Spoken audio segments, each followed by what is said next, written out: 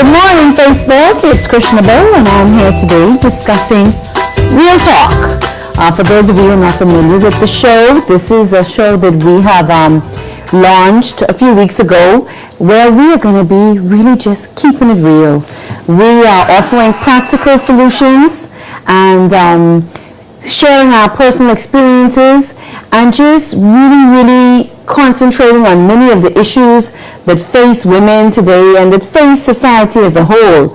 For the last few weeks, we've really focused on mental illnesses, mental conditions, emotional crises, whatever name you may give that time in your life that was very dark or may be very dark if you're currently going through it. And what we have decided to do is we have decided to sow into each person's life that is watching this show, because we're sharing our personal experiences. We're telling you things that we did to help. We're telling you things that didn't help. We're trying to educate those that that have loved ones that may be experiencing an emotional crisis and really are clueless, have no idea how to deal with this person. If you have, you can feel free when you get a moment to go on the channel, or you can go on my Facebook page. It's public, and you can look at some of the topics that we have tabled prior to this show. We've talked about how do you get through an emotional crisis. We've talked about and we've shared some tips that we have used personally. We've shared some do's, some don'ts, and then we've also tried to explain what is an emotional crisis. Now, I'm not a doctor, but I am a person that has dealt with depression and anxiety, and my two sisters who joined me on the set today, they are also what I like to call overcomers of a mental condition. So we have no degrees in this area, but we thought that just sharing what we've experienced and just continuing to be open and honest and start the conversation of mental illness in the society is the way to go. In Freeport and the Bahamas, I would venture to say in the black community as a whole, we shun mental illness. Yeah. We hide it. We don't want anybody to know we're going through. It's looked at as a shameful thing. Mm-hmm. And, if you're having an emotional breakdown, if you've had a nervous breakdown, nobody wants to say, because of course people label you, they call you crazy. So we're here today to tell you that crazy doesn't always look the way you think it looks. No, it doesn't. Because I'm certainly not crazy, and I am suffering from a mental condition and on my way to overcoming. And my two sisters here with me, Talia Duncanson, welcome, good morning. Good morning. Nora James, welcome. They are also overcomers, even unlike myself. They have been through their season of, I don't know what you call it, hell. Yep. And they are now living perfectly normal lives. And for those of you that go through a mental condition, we take for granted normal. We take normal for granted.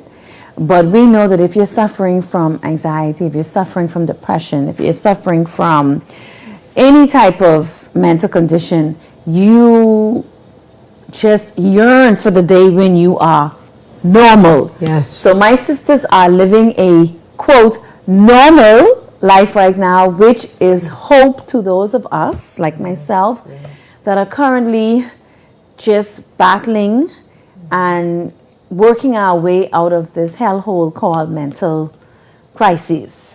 Now today, we're going to table one particular topic. And this is a very controversial topic as it relates to mental health and to mental health conditions. And the topic that we're going to table is medication. Now this is going to be interesting because both of my sisters in the Lord have two opposing views. There's one that agrees that medication can be helpful and that sometimes it may be necessary. Then I have another sister that disagrees with that. Medication is not needed. What is needed is the supernatural divine power of the living God. So me, I'll be honest with you, I don't know where I stand. I'm not going to lie to you. Because of course, going through and trying to get rid completely of all depression, all anxiety in my life, I have become conflicted. I'm just going to put that out there because it's true. Yeah. Sometimes I think medication is the way to go. Then I read something on Google and then I think Unfortunately. it's not the way to go. And then, it's a constant battle for me. I have taken some meds before, but I'm currently in the process of taking some medications. And like I told you, I'm trying to decide, do I take it or do I not? One thing I do know, as so many of us that are persons who suffer from mental illnesses, I want this to be over. Yes. Of that, I'm sure. Okay, now, for those of you who are totally clueless as it relates to medications, one of the things that I've learned in going through this is there are many, many different types of medications. They can go from light to moderate to extremely heavy. And I never knew, oh my God, how many antidepressants, like a zillion, are on the market. How do you know? How do you determine, firstly, if you should take one? Secondly, which one should you take? So I'm going to ask Nora to start the conversation with that. And I'm going to ask her to explain, briefly, the type of meds that she took. Right. Well, just, some of the effects. And what is your view, Nora? Should we medicate or should we not? Well, for me, I was on medication. So what happened is that I had to go on medication. Not that I didn't believe that God would heal me. And I didn't believe that there is a supernatural thing going on. But I have a physical body. And my physical body wasn't sleeping. It wasn't resting. The mind was always in turmoil. And like I said, I will quote my scripture and everything, but even though I might have took a nap, my physical body still wasn't getting sufficient rest. So when I went to the psychiatrist, I had to go on medication. And what the medication did was it rested my physical body, which causes now the mind to take a break. So that's why I would go with, you should medicate for a season. You should. For me, I medicated for a season. And when I realized that, I was over it. When I realized that I was over it, then the medication stopped. But with the medication, one thing I didn't like, because I was on the big boys. And Why you needed the big boys? Why do you call them the big boys? Yeah, explain that statement. They have different, they have different, what should I say, milligrams, so to say. Yes. But because of me, I was at the state where I could have maybe killed my children and I could have hurt myself. Yeah. So I was at that point where if I didn't go on those medication and they didn't sedate me, I would have literally, and I tried to do it, slit my wrist. Yes. Okay, so I want to pause there because I think that is very, very important. And as far as medication goes, I think if you're at the point of harming yourself, which means you're already at the point where you may be so depressed, Extreme. you're thinking of suicide, then I don't think medication should be a question. Personally, because if you are thinking about killing yourself or harming those around you, there is no question in that as to whether or not you need to medicate. Because if you don't, the results can be very, very detrimental to you and your family. Yes. If you're thinking about taking your life and medication does not step in, the doctors do not step in to intervene, then you may be one of the statistics, the suicide statistics. Yes. And in the contradicting mind, I would say that even though, when you read the medication, it will give you suicidal thoughts. Yes. But you already have suicidal thoughts before you came on the medication. So they don't now make them worse? What it does, what the medication does, it gives your physical body rest. So the hallucinations that you're having Yes. will, minimize, and then you'll be able to reason with a sound mind. Right. Because Yes. your physical body Now it's still is, was unrest. So now you have to rest that physical body, give the mind a break. So it'll keep you a little drowsy, more in a zombified state. But you're only doing this for a season until that until that physical body rests, So I would say medicate for a season. For me, I had to medicate. Yeah, Nora's case is extreme, and I'm glad that she's so blessed to speak about it so openly. And in her case, I don't even think that we would say whether or not medicating is an option, because if you're thinking about harming yourself, if your mind is filled with suicidal thoughts, then you definitely need to see. I mean, some of you may not even go to a doctor. You definitely need to go to a doctor, and you definitely need to seek medication. Like Nora says, most times when you are, and it's so true, when you are experiencing a mental condition, you are sleep deprived. It's almost like that comes to the territory. Yes. I don't know why, but if you're having anxiety, if you're having depression, if you're schizophrenic, if you're bipolar, a lot of times sleep is interrupted. And the problem is the physical body is not designed to survive without sleep. And I think that's where one of the major problems come in, because if you cannot sleep, like Nora said, you could actually Google it for yourself.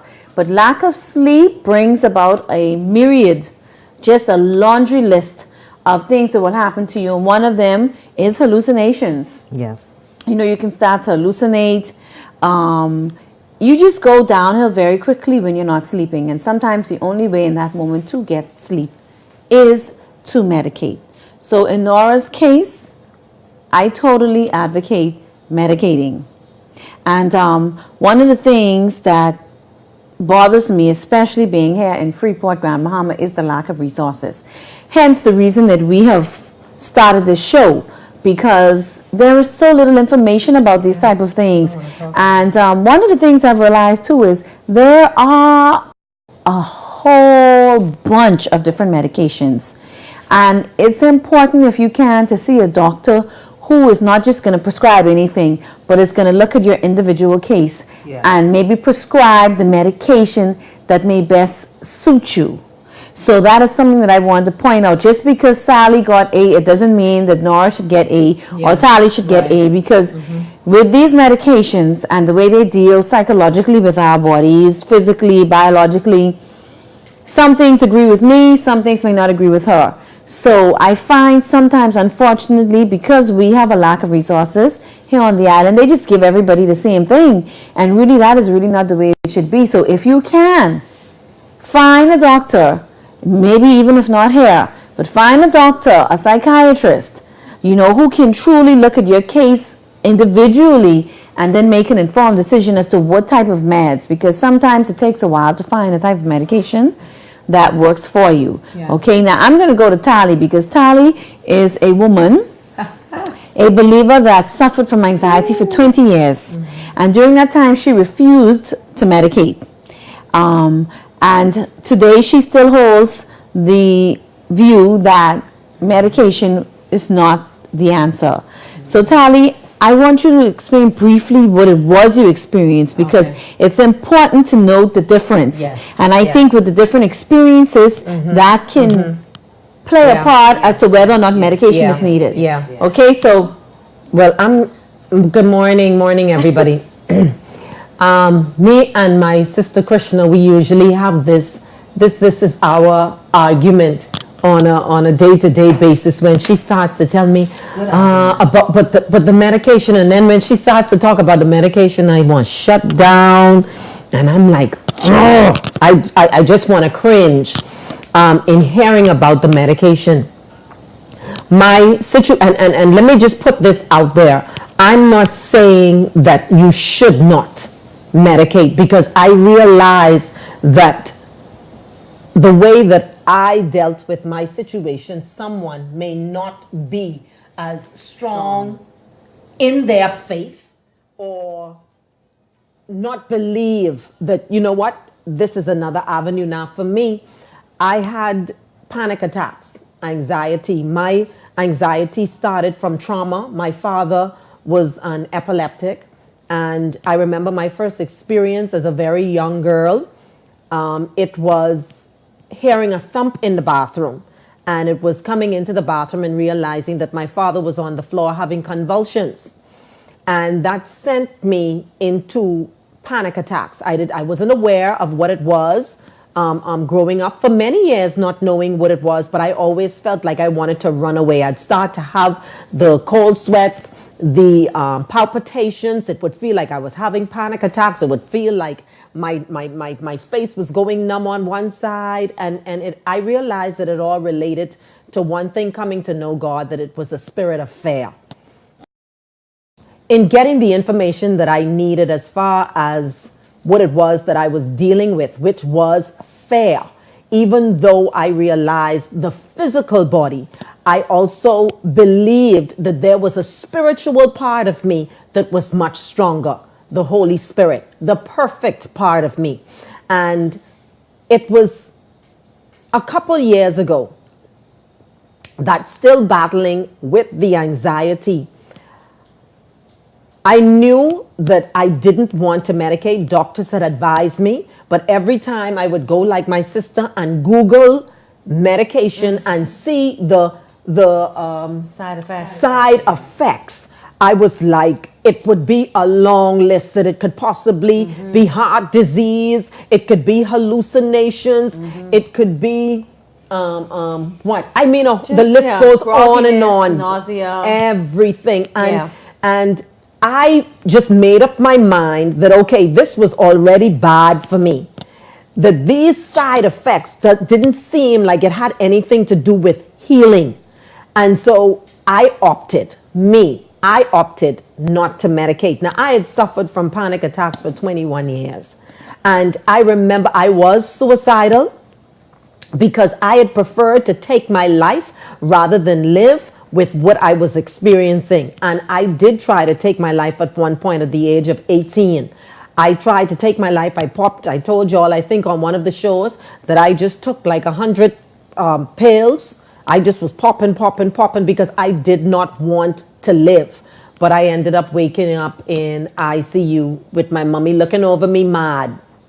And so there were times I was very suicidal, and I still opted not to take medication. I wanted to, but I went through the suffering and the hell because I wasn't medicating until I came into the fullness of who God was. And I'm not saying, don't get me wrong, that Nora didn't come into this. I want to ask you something.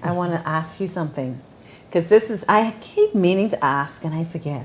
Right. Now, your hell, and that's what we call this, ladies and gentlemen. Hell, because that's what it is. Yeah. Your hell lasted 20 years. 21. Do you feel, looking back, if maybe you had gone to the right doctor and maybe medicated, do you feel maybe that you could have come out of this sooner? Because 20 years is a very long time to suffer with a mental illness. The thing about it is, anxiety for me was not consistent.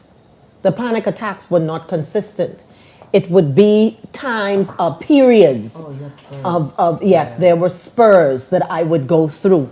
And so I when felt you say like that, explain that. You mean you would have like a year, you're good? No, it was never a year that I was good. It was like maybe about 4 to 5 months, or if something happened in my life. And the thing about it was triggers. And something was always happening in my life because my life was dark.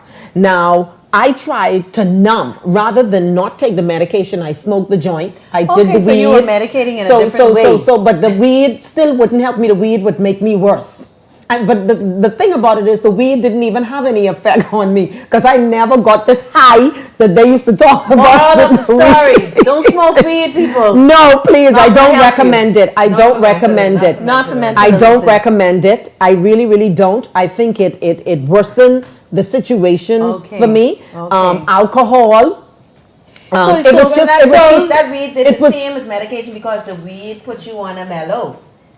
No, I wasn't on a It doesn't mellow. seem like I she was got worse. She mellow. was in panic. Yeah, I was Oh, you panicked. were panic more. Yeah, I Yeah, was. it I didn't work. wasn't. I So was. what's really It was never so mellow. You know what? So this for is me. bringing to light the fact that you know what, you may not have been on prescription drugs, Italia, No, but you now were don't get numbing, me wrong. you were numbing yourself with other means. I was numbing myself with going to buy shoes. I would numb myself with shopping. I would Right. numb myself Treat with yourself. drinking. Treat yourself. I would numb myself with going out and partying, having conversations, Okay. getting some girlfriends, and we getting together, putting on Celine Dion and dancing. These were my numbing. This was how I survived. Okay, so they were your treatments. So they were my treatments. Okay. And I had people that I knew, friends and associates, who I knew were on antidepressants. And I knew, and I saw it, and I didn't want that for myself because it just seemed like they were existing. So I had opted to have my spurs rather than just live this life where you understand. just out of understand. it completely, like they were just like zombies. Yes. That wasn't what I wanted. I saw that, and that was not what I wanted for myself. yeah. And so I realized that, you know, in my time of praying and crying out to the Lord, when I came into realizing and finding out that there was this Father that loved me that much, and when we say that nothing was impossible for him, I had preferred to exercise my faith and say, you know what, I'm not going to take medication. I'm going to believe in the supernatural working So power. you made up your mind not of to take God. medication. You're not going to party it away. You're not going to drink it No, away. it was absolutely You're not gonna nothing for smoke me. it away. You're just going to trust totally. It was in nothing God. for me. I trusted in God, and the Bible was my medication.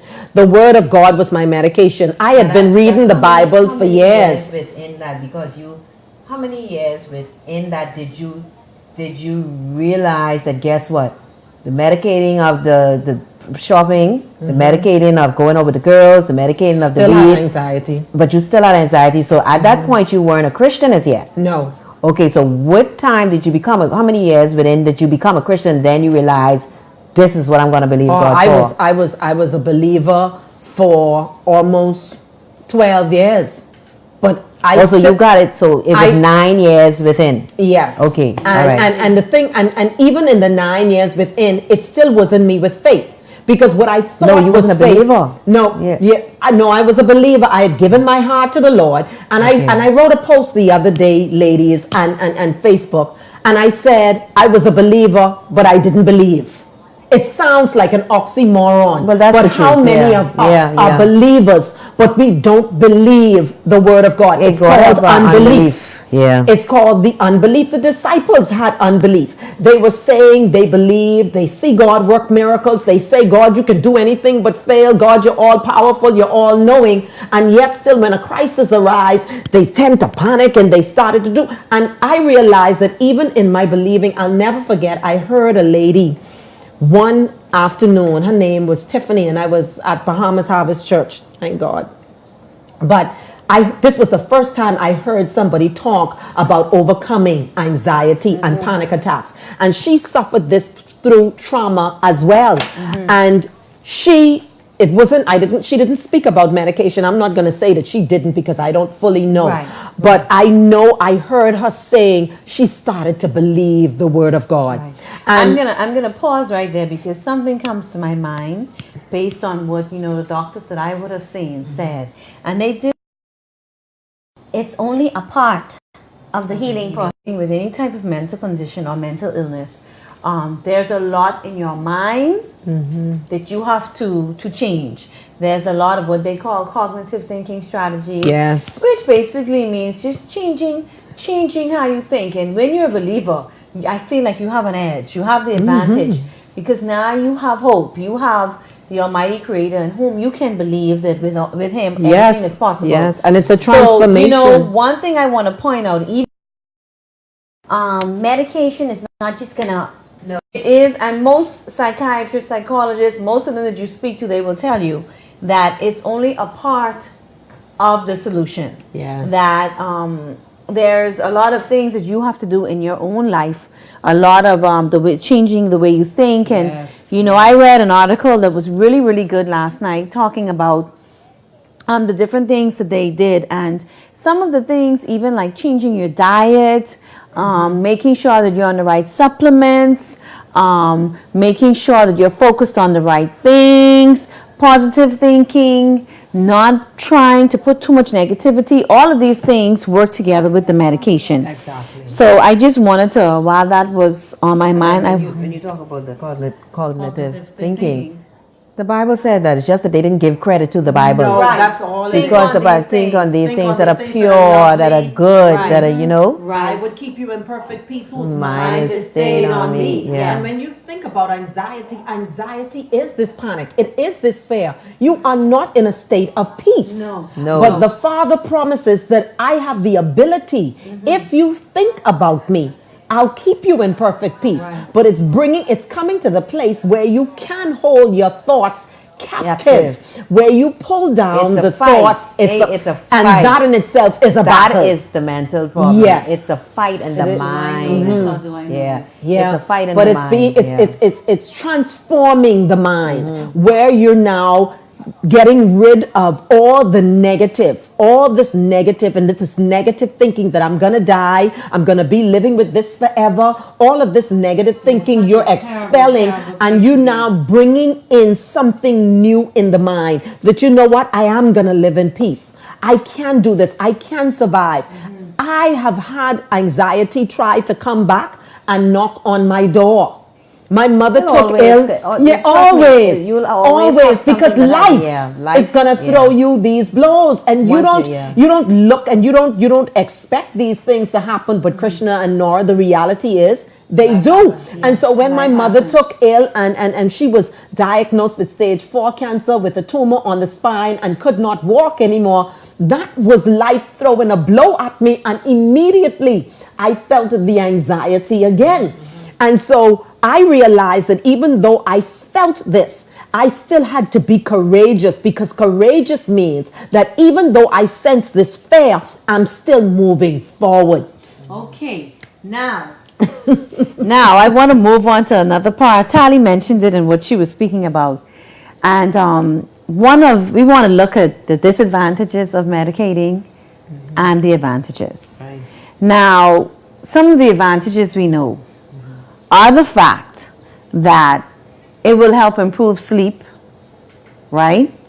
Which, like Nora explained so eloquently, and listen, Nora ain't no doctor, but I think the way she explains it is so accurate. Yes, it you is. know, once you can get the physical man to become more coherent, now the spiritual man can now try to make sense of what they're going through and overcome whatever mental crisis it's going through. So we know that medication can, in some cases, reduce the amount of anxiety that you have. This is according to what doctors say in medical research. It can reduce the depression that you have. It can also alleviate suicidal thoughts. That's one of the main things that it can do as well. And for some, it can really get them back to living. It can give some a good quality of life. So that's why more and more people nowadays seem to be on antidepressants. It seems as if it's actually becoming, I don't know what to call it, an epidemic. But it seems like it's becoming more and more people are depressed, more and more people seem to be experiencing emotional crisis, and as a result, more and more antidepressants and drugs of that kind are being prescribed. When it comes to that, then that means, like how you say, high rate of depression is starting in the system. And we know why. You know, the news could tell us. Yes. That means we are really, when you see it like that, we are really, really believing that this is everything that we go through. Let me just medicate it for. Let me just medicate it. Because you're not gonna deal with the root issue. Now, mind you, like I say, medicating the physical body to get that mental mind, going, you have to medicate that physical body.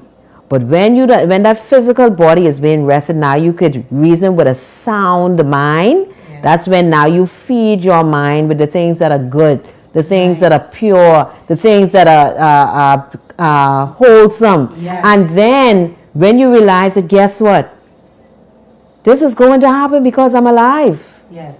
You know, and then when you realize that, yes, this is going to happen, you know, don't stress yourself when this happens, because if you gotta always, if something happen, you're gonna always pop a pill. Yes. That's not good, Yeah, because because- now you become dependent on the pill. And as right, You know. and now we talked about some of the advantages, and like Nora said, there's definite advantages to medicating, And there and are now we're moving into the disadvantages. And as with anything in life, It has it. it has its good and it has its bad. And I really, like I said, I'm conflicted with this because the scale remains so balanced on each side. Yes. Some people praise it, and then others are like, it's the worst thing ever because it gets you into just, like you say, popping a pill, and then some believe that it's being overprescribed. As opposed to trying to get to the root of the problem, you go to a doctor, and the doctors take the easy route. Yes. And they just say, I'm going to write you a prescription, as opposed to therapy sessions, as opposed to getting to what's really going on. Because one of the things that I have been reading about is the fact that it seems like meds are really overprescribed. Yes, narcotics. are. All of them. And it seems like Yeah. some people, especially if you're in a mild, what we would call a mild depression, and when I say mild, okay, the depression is not taking over your life, but you know that there is some darkness going on. But it's not to the point where you cannot function. It's not to the point where you cannot still find some enjoyment, but you are having an episode where you are depressed. Sometimes it seems like it's better to work those out without meds as opposed to medication. And some people report that when they take the medication, if they're just in a mild depression, it does nothing for them. Yes. Yep. In fact, the people that reported that, those who were in a major depression reported that the medication was most helpful for them. And this is the thing about the antidepressants and the other medication. It really becomes very confusing for a person as far as making the decision whether to medicate or not, because there are side effects, and like Nora, she said it, and I've experienced it, where because the medication is designed to induce sleep, you find that in many cases you're in a zombie-like state. You're so lethargic, you're so sleepy, you're so groggy that unfortunately it brings about a different type of life, and you're not able to do much. And this is why a lot of people opt to, they start it and they stop it Yes. because they can't deal with the side effects. And then, some of them, like there was an antidepressant that I had tried at one point, and it made me extremely sick. Sick to my stomach. I was very nauseous. It was very, very bad. And I only lasted 2 days on that. So, there are side effects that, you don't feel like yourself. You're not really enjoying life. So you feel like you go from one evil to another in some cases. Now, one of the things that I've been told, and I'll keep you updated on this because I'm currently experiencing this personally, is that with antidepressants especially, it's something that needs time to work. Yes. So it's not like if you have a cold, you take an antihistamine, or if you have a headache, you take a painkiller. Immediately, 30 minutes, you experience a feeling of, okay, I'm painless. But it does appear as if with an antidepressant and a lot of the medications to deal with the psychology of a man, it seems as if it takes time to work. Most doctors say it can be anywhere from 4 or 5 weeks to 8 weeks for you to actually see some benefit from it. Wow. Yeah, so that's another thing to consider if you are going to medicate. You may have to make up your mind, and this is what Tali and Nora have been encouraging. Either you're going to do it or either you're not. Okay, because if you're going to do it, you're not going to feel the effects of it. Apart from feeling sleepy as crap, you may not feel the beneficial effects of it, they say, until about 5-6 weeks out. But us as Bahamians, And people, us as Bahamians, trust me, when we taking a medication, if we feel better after 2 days, we say, oh, I don't need to take it any longer. No, do it as prescribed by the doctor. Mm-hmm. If you went to the doctor, take the information, and use it wisely. I mean, which is wisely, use it as is prescribed. Because we just don't do it anymore, and then we feel better, and then we have a reoccurrence. Yes. Yeah, from what I understand, it's very important once Yeah. you feel better to not stop taking it if you're already on it. In fact, some people take it for months, some people take it for years, and that's another disadvantage, unfortunately, dependency. Some people say they cannot live a normal life without it. So that's another aspect. That's the dependence. Dependency Yeah, on the right. medication. And Their crutch. yes, and then I read up some stuff, and oh Lord, help They're me. just so desperate. And that's the thing. Out of desperation. But what happens is you're desperate because you want relief. That's You want to stop. Like for me, I am ready to be out of what I'm going through. Yes. I'm tired of being Yes. anxious. I'm tired of being depressed. I'm tired of not living, which is what is happening. I'm literally at this moment in my life, I feel like I'm just coasting. I'm just existing. And you get tired of that. So somebody offers you medication. It's like a lifeline, but what I'm learning is it's really a tricky thing. Antidepressants and the likes, they're not like regular meds, and they're not to be taken as regular meds, and the effects you don't see as regular meds, and it's a very complex thing. They have so many of them. Yes. When I went on, I was like, oh my God, I forget what they call them, SSRIs and some other eyes, and anyway, you got a ton of different ones. And one of the things that the psychiatrist told me, he said that you finding the right one for you, the right dosage, it may take a little while. Because you have to go through and Right. So it's like if you're going to make up your mind to be medicated, you're going to have to put on that cap of patience. And ask your doctor, I mean, it's sad to say in the Bahamas, it's like, when I used to carry my children to the doctor, every child got coactive fed. Every single child, regardless of how the child body is made up. So you have to, ask your doctor, do you have any, what is the side effects for this? Do I need to maybe change up if it's not working? I'm feeling this, I'm feeling that. So even though we're going to government clinics, just try still to talk to the doctor, because you're still paying your little payment. So you should have to have a conversation with him and say, how many antidepressants out there? Do you think that this is going to work with my body? If it is not working, could I come back to see you? That I can change this. This is giving me this type of feeling, and please let me know. So, Unfortunately, in Freeport, I will tell you, there is no private psychologist here. Or psychiatrists, which is crazy. The only options are the government. And I mean, no pun against Iran or anything like that, but though, they already overloaded, and a lot of times you go and you feel that, there's no time that is taken with you. So you have to seek other measures. And maybe, if you have to do it, maybe seek the help of a psychiatrist or psychologist off the island. And this is what I want to say. I have to put this in. Please. And I cannot stress it enough. And I know that we have those that are viewing who are not believers. They're not believers, yeah. And it's not a matter of forcing our beliefs, but it still is. It's we're a here to benefit. share, in all honesty, our experience. And I can only share mine. Sleep for me, being sleep deprived for me, because I remember not sleeping for about a week just because of the anxiety. And there was something in the word, and the Holy Spirit brought it back, where he promised that he would give me his beloved sweet sleep. I stood on that, Krishna, and I slept that night like a baby. I promise you, I can't say anything else. I can't sit here and I can't say that this was what happened, because even when you think about it, there's somebody across Africa who's healing people that are sick. What about those people who can't get to Africa? Do they die? So you have people here that are suffering from mental illness. There's no psychologist. No. What happens to these people that cannot, even if there was a psychologist charging $100 an hour, what happens to the people that cannot afford it?